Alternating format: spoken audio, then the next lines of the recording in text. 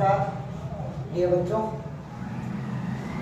एबल्स competition classes से अपन यानी सभी वनपाल का जो पेपर है 6/11/2022 को वनपाल परीक्षा में पूछे गए गणित के जो प्रश्न आए हैं उनको अपन हल करेंगे। अब देखिए पहला क्वेश्चन लेके आया हूं। एक दिए गए वृत्त की परिधि, क्वेश्चन है अपना, एक दिए गए वृत्त की परिधि तथा क्षेत्रफल का संख्यात्मक मान समान है तो इसका व्यास है।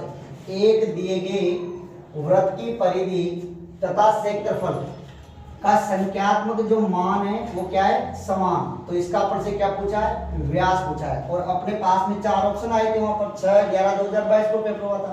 पहला ऑप्शन है 4 इकाई, दूसरा ऑप्शन है पाई इकाई, तीसरा ऑप्शन है पाई/2 इकाई और चौथा ऑप्शन है अपना 2 इकाई। अब देखिए नहीं क्वेश्चन ऐसा आया, अपन को नॉलेज होना चाहिए वृत्त के बारे में। देखिए मैं इधर पहले समझा देता हूं आपको, भी क्वेश्चन को बाद में करेंगे। मैंने लिखा इधर वृत्त, वृत्त का मतलब इस तरीके का गोला, वृत्त अलग है गोला अलग है। देखिए वृत्त, ये जो ब्लैक ब्लैक जो लाइन चल रही है इस लाइन का नाम है परिधि। क्या नाम है इसका, परिधि। देखिए इसका नाम है परिधि, इसका नाम है परिधि। ये जो ब्लैक लाइन चल रही है इस ब्लैक लाइन का नाम है परिधि। और जो अंदर का जो हिस्सा है व्हाइट कलर वाला, सफेद कलर वाला, ये इसका नाम है क्षेत्रफल, इसका नाम है क्षेत्रफल। और यानी बीच में जो है ये केंद्र बिंदु है। ये क्या है बीच में, केंद्र बिंदु। बीच में जो है वो केंद्र बिंदु है। और इस केंद्र बिंदु से परिधि को जो टच करेंगे उसको बोलते हैं अपन त्रिज्या। क्या बोलते हैं, त्रिज्या। और त्रिज्या को अपन किसके द्वारा दर्शाते हैं, आर के द्वारा। तो ये क्या हो गई, आर हो गई, ये त्रिज्या है। अब देखिए इधर यानी आधी त्रिज्या, तो इधर भी क्या है, त्रिज्या, इधर भी आर है, तो इसका मतलब ये त्रिज्या और इधर भी ये त्रिज्या। और ये पूरा अगर पूरा की बात करें इस पूरे की तो इसको बोलते हैं व्यास। क्या बोलते हैं, व्यास बोलते हैं। और व्यास को अपन किसके द्वारा दर्शाते हैं, डी के द्वारा दर्शाते हैं। तो ऐसे यानी डी बराबर नहीं, देखिए डी। अब अपन ऐसे लिख सकते हैं जैसे यानी डी बराबर आर प्लस आर, क्योंकि देखो इधर आधा आर है, इधर भी आधा आर है, और ये पूरा का पूरा डी है। डी का मतलब व्यास बता दिया पहले, डी का मतलब क्या है, व्यास, और त्रिज्या का मतलब क्या है, आर। तो अपन डी बराबर आर प्लस आर, और डी बराबर अपन लिख सकते हैं आर और आर को जोड़ेंगे तो कितना, 2r। तो व्यास बराबर 2r हो जाएगा अपना, यानी 2 त्रिज्या हो जाएगा। तो ये तो थी यानी वृत्त के बारे में जानकारी। अब वृत्त की परिधि, ब्लैक ब्लैक लाइन, अंदर वाला हिस्सा जो व्हाइट कलर का क्षेत्रफल है।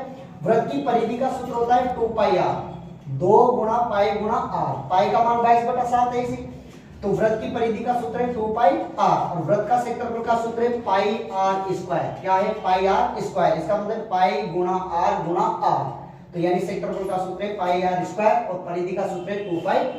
अब चलते हैं क्वेश्चन पे बात करते हैं। ये तो थी जानकारी। चलिए अब मैं ये बता रहा हूं, क्वेश्चन अपना कह रहा है कि एक वृत्त की परिधि और एक उसी वृत्त का जो क्षेत्रफल है उन दोनों का जो संख्यात्मक मान है वो क्या है, समान है। समान का मतलब बराबर है। मैंने इधर लिखा वृत्त की परिधि, वृत्त की परिधि, और इधर लिखा मैंने वृत्त का यानी वृत्त की परिधि, और इधर लिखा है वृत्त का क्षेत्रफल, वृत्त का क्षेत्रफल लिख दिया, वृत्त का क्षेत्रफल। और दोनों का जो मान है वो क्या है, समान। समान का मतलब बराबर है, दोनों का है। वृत्त की परिधि और वृत्त का क्षेत्रफल दोनों क्या है, समान है, मतलब बराबर है। वृत्त की परिधि लिखता हूं इधर सूत्र 2πr, वृत्त का क्षेत्रफल का सूत्र लिखता हूं पाई आर स्क्वायर।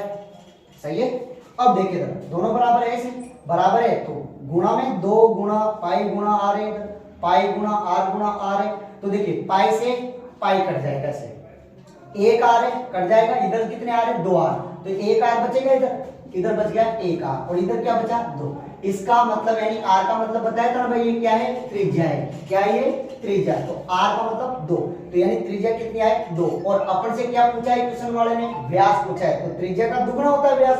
तो अपन लिख सकते हैं व्यास बराबर 2 गुणा त्रिज्या, ऐसे लिख सकते हैं ना, बताया था ना, 2 गुणा त्रिज्या। त्रिज्या बोलो आप, तो इधर लिखता हूं व्यास बराबर 2 गुणा त्रिज्या का मान कितना है, 2 है, ऐसे 2।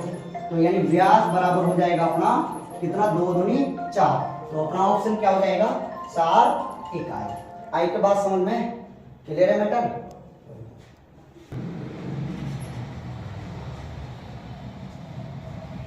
दूसरा क्वेश्चन है, 3 के प्रथम 5 गुणजों का माध्य है, 3 के प्रथम 5 गुणजों का माध्य है।